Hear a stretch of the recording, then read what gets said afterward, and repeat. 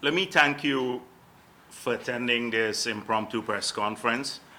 I shall speak a bit more at length about this matter sometime early next week. Therefore, today I'm going to confine myself to just a reaction to the CCJ's ruling, final ruling. Now the matter has wound its way through the court process. It took us a long time. The country was anxiously awaiting the final ruling, and that came today from the Caribbean Court of Justice. But before I do so, I want to once again thank the lawyers on our side who did such a great job in advocating our case before the courts. And I think they would always be remembered as the people who stood up for constitutionality and constitutional order in Guyana. I also wish to thank the Caribbean Court of Justice, not because the ruling is favorable to the People's Progressive Party, but because of the professional way that it addressed this matter. And even in its ruling, I think it sought to preserve something that is essential in democratic societies.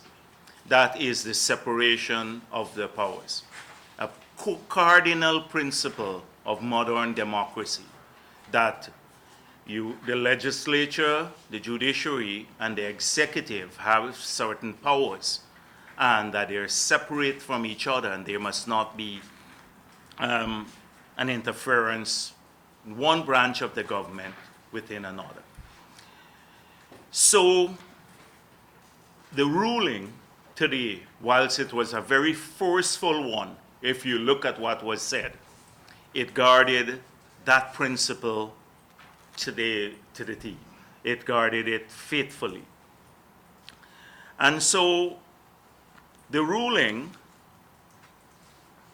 is, as you would have listened to, most of Guyana would have listened to, and I want to go to the press release issued by the CCJ.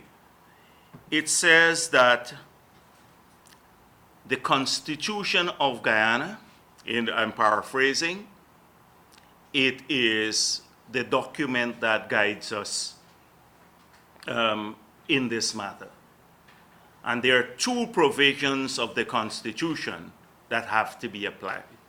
Something that I spoke of just yesterday, and I want to reiterate now. That Articles 1066 and 1067, and all Guyanese by now would be familiar with these two articles of the Constitution, except probably Basil Williams and this government, because they've refused to comply with these two articles of our Constitution. So the court, while declining to set a specific date for the elections that we had requested, said, one, that elections ought to have been held by March 21st of this year. Ought to have been held. This is definitively from the CCJ. It meant that from March 21st to today, this government is surviving on borrowed time. Borrowed time. The CCJ said when the matter went to court that everything was on pause. But the pause button was lifted when its ruling was issued on June 18.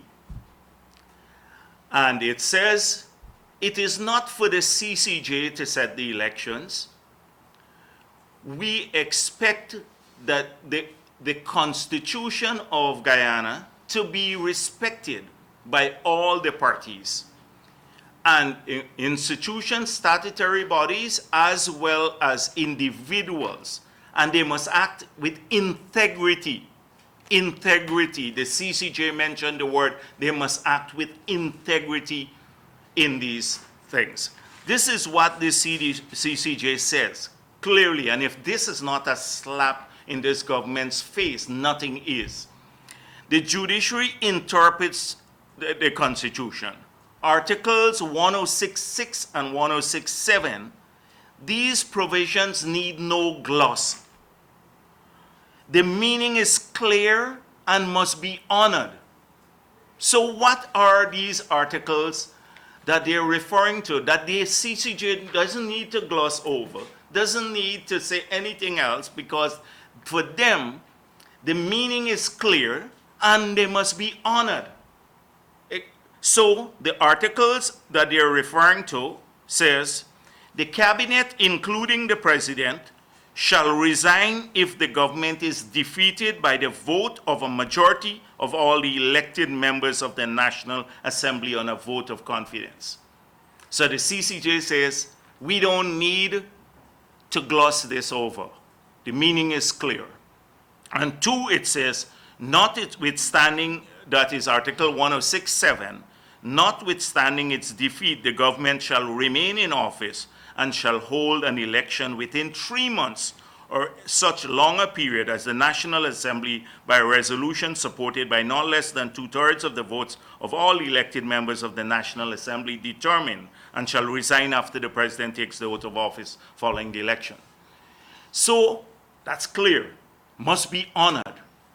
Must be honored. So they did not say September 18, but they said it was paused by the court case. Elections ought to have been held in March. It was paused, and then we gave a ruling. And these articles must be honored. So consistent with this article, elections have to be held within 3 months from the date of the ruling. Consistent with the articles. That's what honoring the articles. They don't need to explain that and set a date. They said, we're not going to set date, but this has to be honored with integrity. Secondly, as it deals with the cabinet, including the president, shall resign, they made it clear that resignations should take place. But more importantly, they said that this government is now a caretaker government. Now, President Granger always says this is not mentioned in the Constitution, although we pointed out that in the bill amending the articles, these articles in the Constitution, or inserting these articles in the Constitution, it says the government shall remain in office only for the purpose of holding elections. Well, today, the CCJ has pronounced definitively on this matter.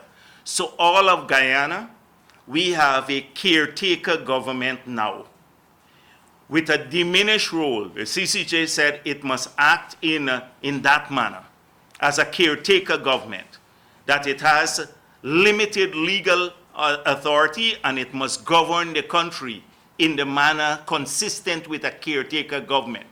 And so what is a caretaker government that the CCJ, this status that the CCJ has just ruled and imposed on this government? It says you're there for one purpose and a sole purpose, holding elections, nothing else. Caretaker government. Caretaker. And so if anything about this ruling is something that we, all Guyana, should be proud of, is that the CCJ has finally put this government, categorized this government as a caretaker government. Nothing else matters. That alone was great for me. If they had only said that and nothing else in the ruling, then that would have been a major victory for me, for the People's Progressive Party, and for all of Guyana. This caretaker status. Because it means, just by saying that, you're not there for anything else but holding elections. So we're not telling you which date. You got to respect the Constitution. The Constitution says 3 months. We're not telling you September 18th or September 14th, but you say honor the Constitution, 3 months, and you're a caretaker until elections are held. You can't do certain things. All this monkeying around that they're running around the place stops. Stops. And they have diminished legal authority. So when you see any minister now, or the president or the prime minister, they're caretaker. Call them caretaker ministers, and caretaker prime minister, caretaker president we have now, and that's not the PPP saying that, that's the Caribbean Court of Justice saying that this government is in caretaker capacity.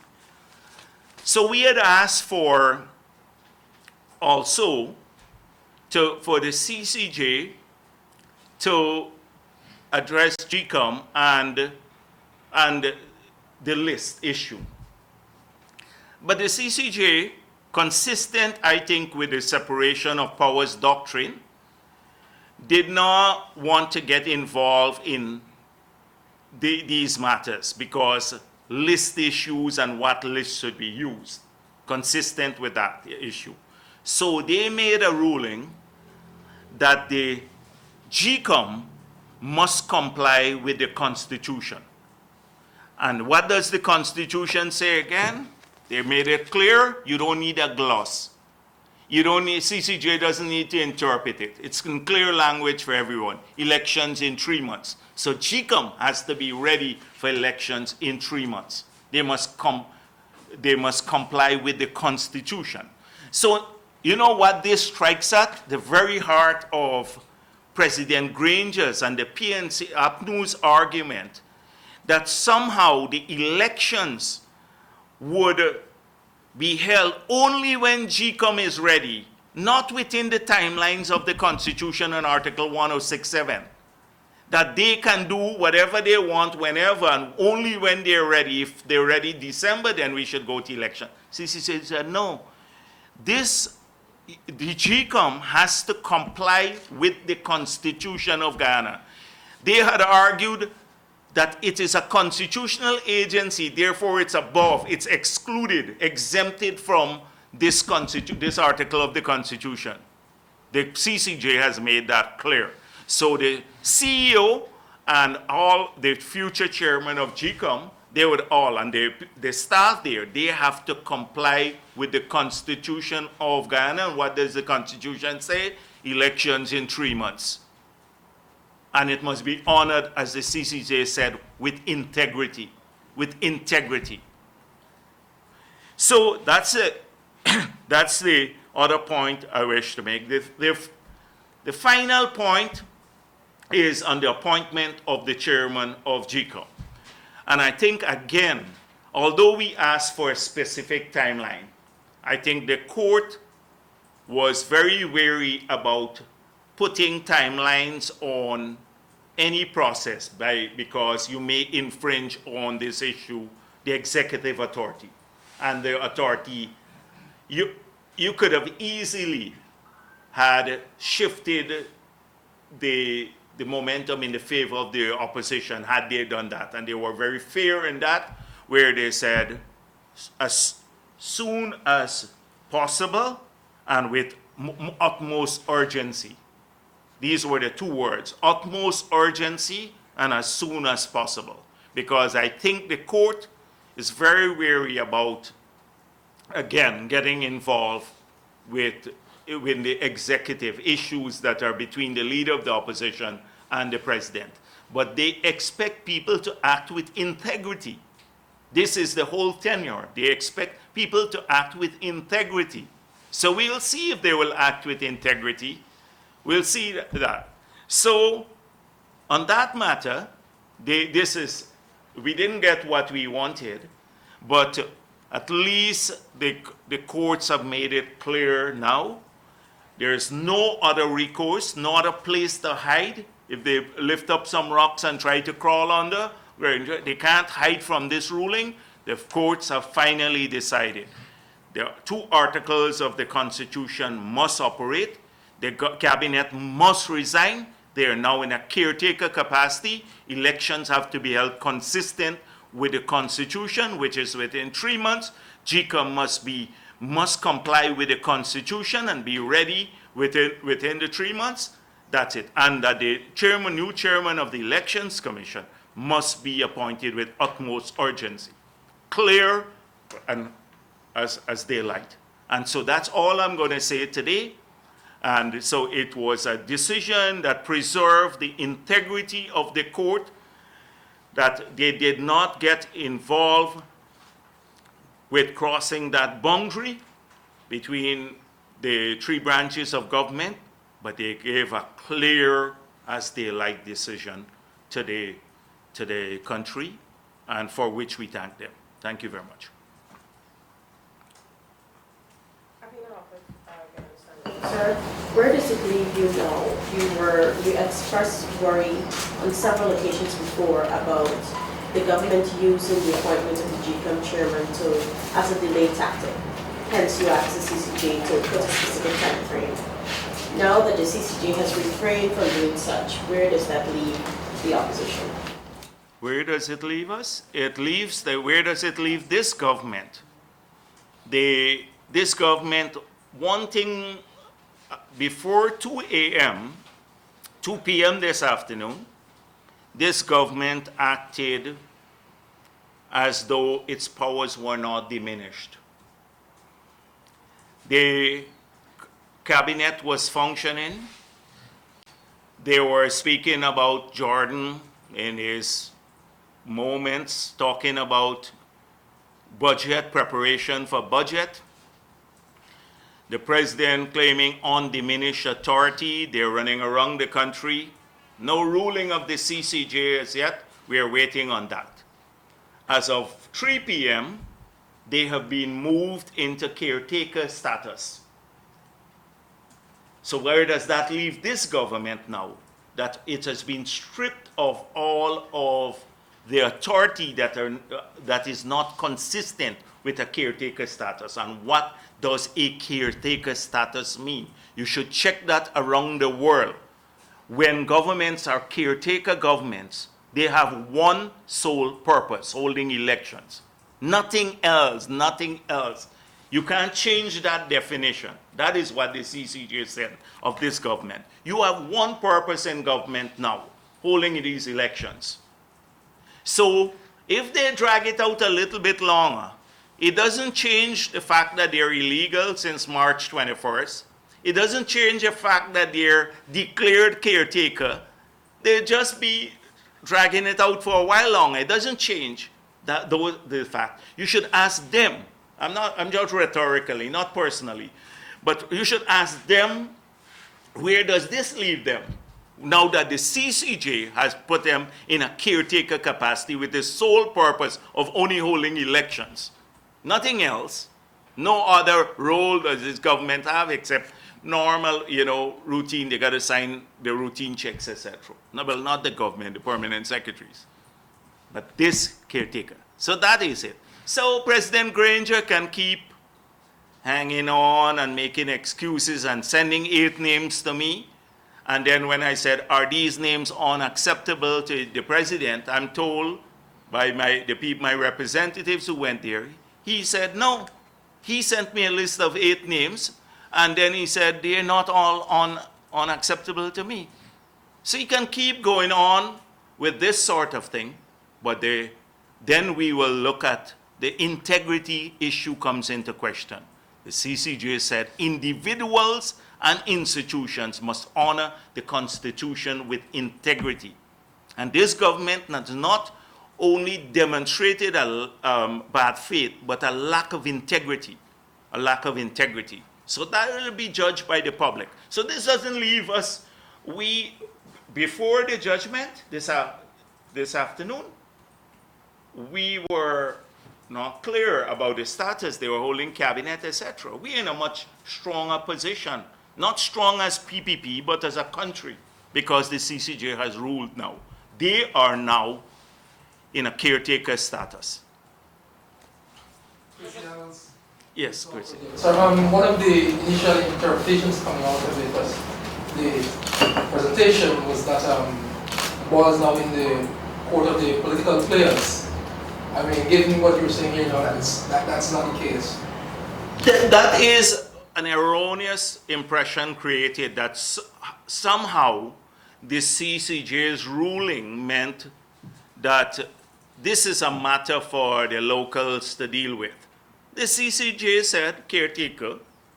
That's clear, right? We clear on caretaker. The CCJ says it's not for us to set a date. The Constitution is clear, 3 months. And you have to honor it with integrity, 3 months. You had a pause, but the elections ought to have been held since March. You got some free time. But here is three months. And so it's very clear on that, not for negotiation anymore. And the third issue, that is, and then it says, GCOM must comply with the Constitution. So that is it, GCOM has to get ready for elections in 3 months. And fourthly, it says that's where there might be this interpretation, because on the appointment of the chairman of GCOM, it says, as with utmost urgency and as soon as possible. So that interpretation or that view applies only to one aspect, not the other aspect about when elections should be held, etc. Thank you. No. We're not going to Parliament, no 2/3. This is a caretaker government. What are you going to go to Parliament for? They can't go to Parliament now for anything. Caretaker governments don't go to Parliament.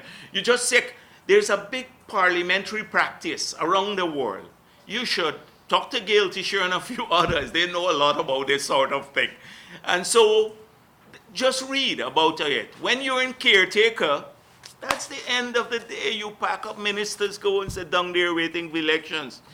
So in Can't relation to the selection of the chief chair, we've heard this morning that having called an end to the meeting between the two committees, it's for you to reach out to the president about a new chair. Will you be doing that? If their interpretation is they want me to reach out again, I will do so.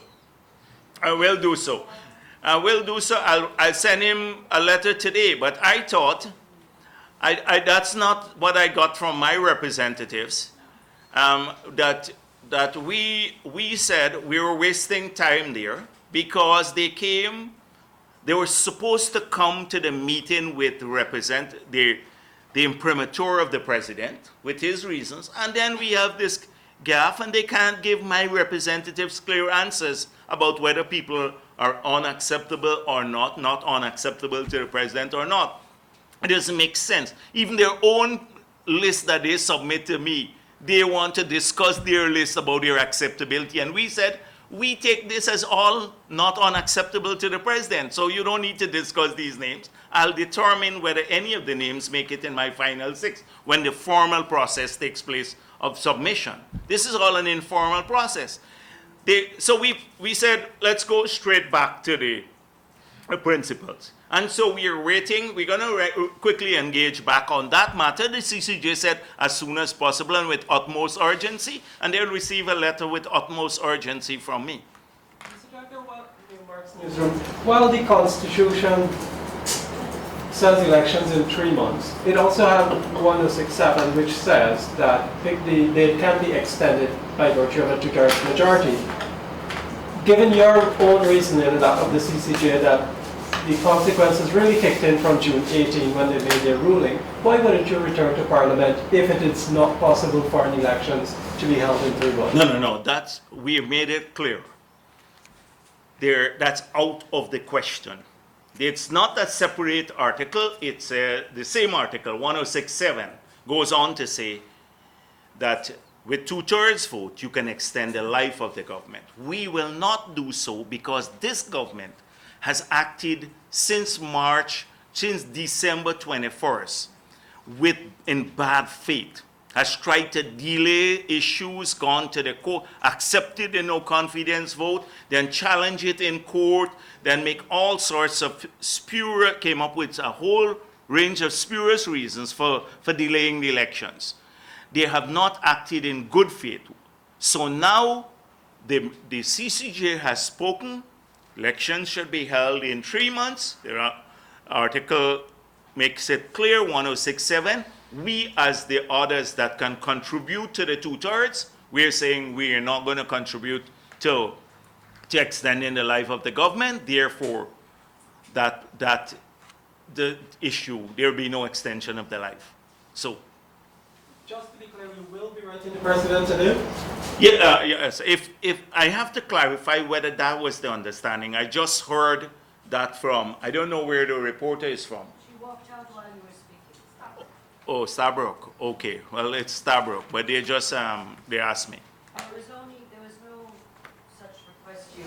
Okay, so, well, we'll engage, we'll ask what the next step. Guilty sure will write Harman today and say, can you advise us as to the next steps? Because we don't want them.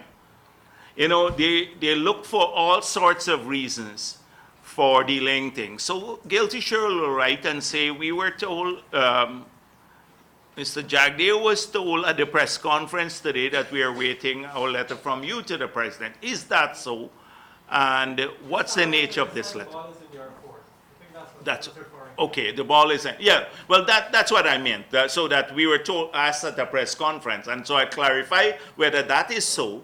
It's not anything against the reporter, so you don't need to get worked the up. ball being in your court, are you open now to still do anything outside of what is stated in the Constitution for one-on-one meetings with the president? Are you open to any other reports such as the one that you were experimenting with a few yesterday and the days before? Experimenting? As in the hammering out process? Experimenting? This experimentation, I don't like. Yes. No. Another Yeah. way of reaching a consensus fast. We don't know. We could get six six names of people who headed elections commissions around the world, and where they would all be hopefully not unacceptable. Maybe that is a way forward. And then he wouldn't have anything, but then they may find reasons again to say they're unacceptable. I don't know what goes on in the head of, and their logic. Imagine if for any sane person around the country, the president sends me 8 names to say, can you consider these names? And then we're told at the meeting, our representatives, that the 8 names that the president said, not all of them enjoy his confidence. How do you deal with that sort of thing? It's a bizarre kind of world. You send me 8 names to say, can you consider inclusion of these names? Because they're not unacceptable to me. And then at the meeting, we're told, no, he may not accept all 8 that he sent.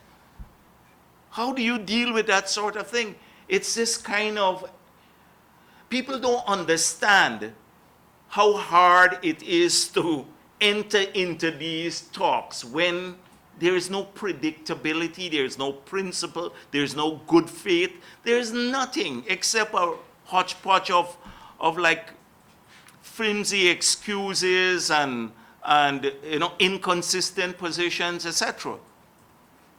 This is a surreal world, an alternate universe. I've been speaking about this, how this government exists in an alternate universe. They talk about the good life for everyone and people just losing their jobs and suffering out there. They're only getting the good life, and they actually believe that. So this is the kind of, it's a real strange thing for me. I've never seen this in my life before, but you have to navigate through it. Mr. Jagdeo, I just wanted to clarify, did your team say that these 8 names were submitted by the president, or were these names submitted by this team representing the president? That is precisely, they have no such powers to originate names outside of the president. They have no such powers. The Constitution does not give them. So if they did that, then they have to say clearly whether they did it unknowing to him, and they're exercising powers that they don't have. Then let them tell you. That's what we're trying to find out. You saw a letter to them saying, tell us about this. We wrote a whole letter asking the same questions you are asking me now. So can you please get some answers? Because we know we didn't succeed here. Just suppose the government says that the word caretaker does not appear in the Constitution and that they're going to abide by it. Okay. I'm just thinking of all the possibilities. The thing is that then this is it, this CCJ, let them say that. Let President Granger say now, I'm in defiance of the ruling of the CCJ. You see this here? The press release from the CCJ says it, caretaker. So let him say that I am going to defy this one like I did in the local courts. No disrespect. I'm not accepting this rule.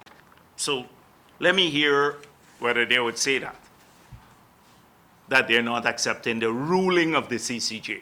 They are, which says caretaker, no other role in government except holding elections, and the people, the judges said, we don't need to explain the Constitution of Ghana. It's clear to everyone. We don't need to gloss it over.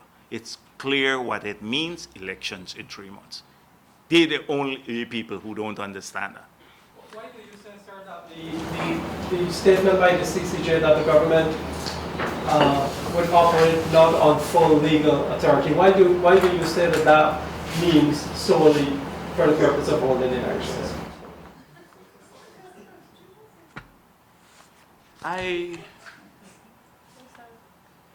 I mentioned caretaker as a concept.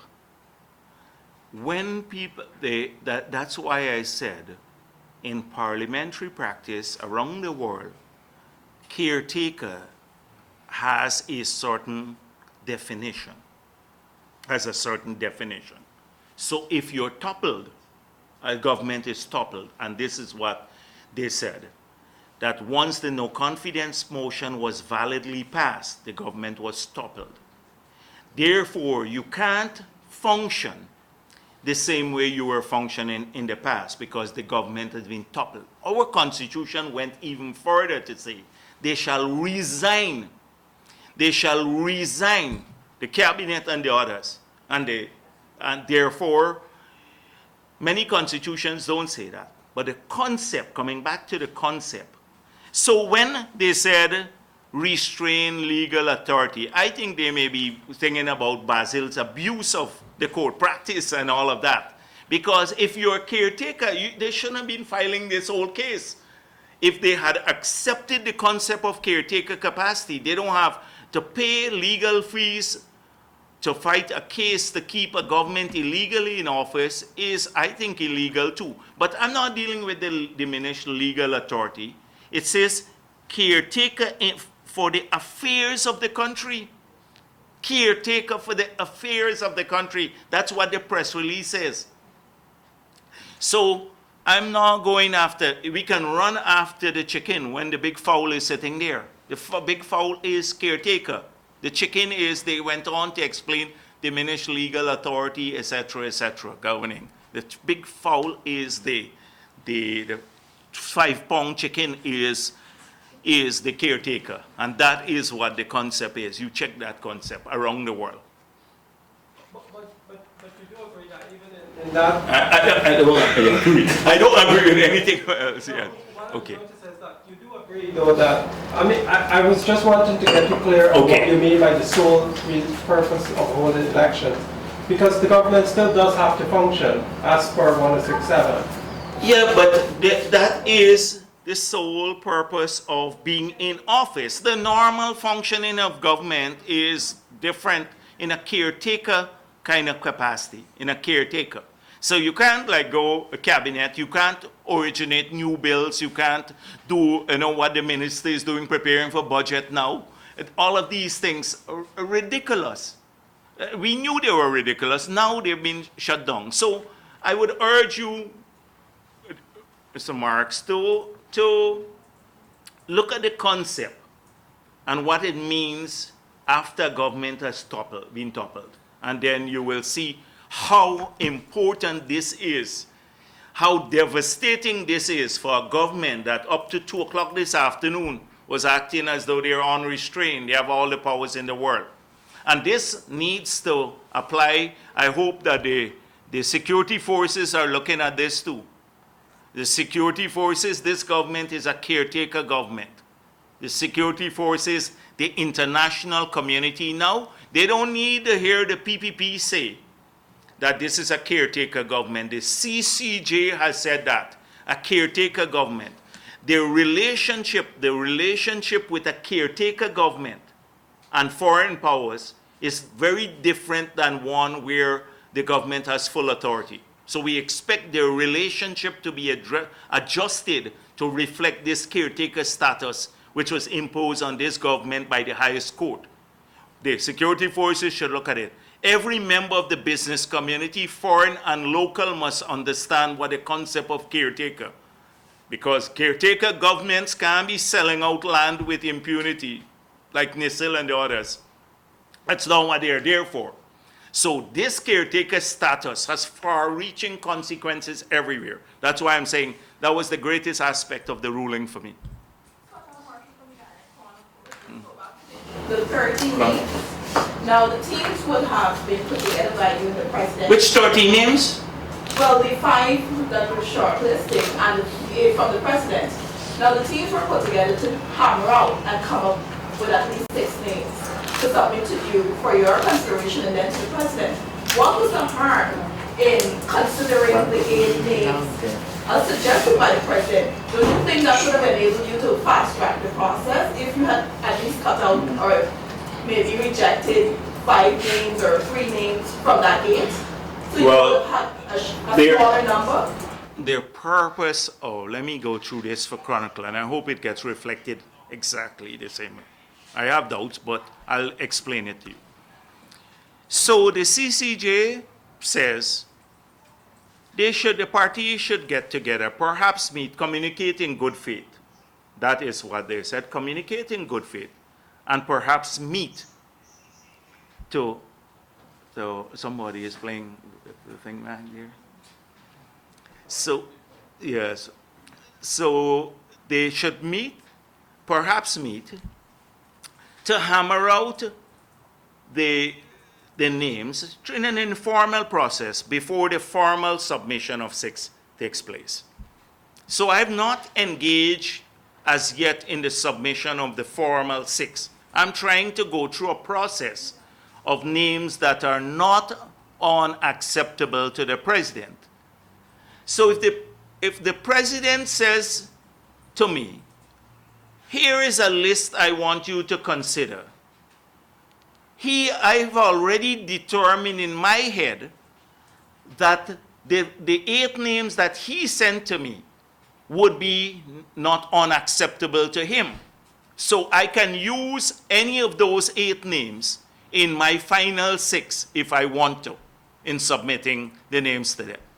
Not that because the Constitution doesn't say change that the president will determine the 6. I'll have to determine the final 6. So I have his 8 names, and I can choose any one of those because I assume if he sent me the name, he wouldn't reject those names. So that is why I said we don't need to discuss that any further because we already know they're not unacceptable to you. I sent him 11 names, and I'm trying to determine of the 11, and we said we have more names, how many are unacceptable to him? Not unacceptable to him. And we can't get movement any forward. So we asked, they said tending to approve, shortlisted, etc. So we're saying, is this your view or the president's view? They're saying, oh, hold on a minute, we're not sure about that even. And so that is why we can't move forward. So I don't know if any of the 11 is not unacceptable to the president as yet. But I take that his 8, I know his 8 are not unacceptable to him. Or so I thought. So I thought until people rejected his own names. Until his people rejected his own name. So this is the confusion that is taking place there.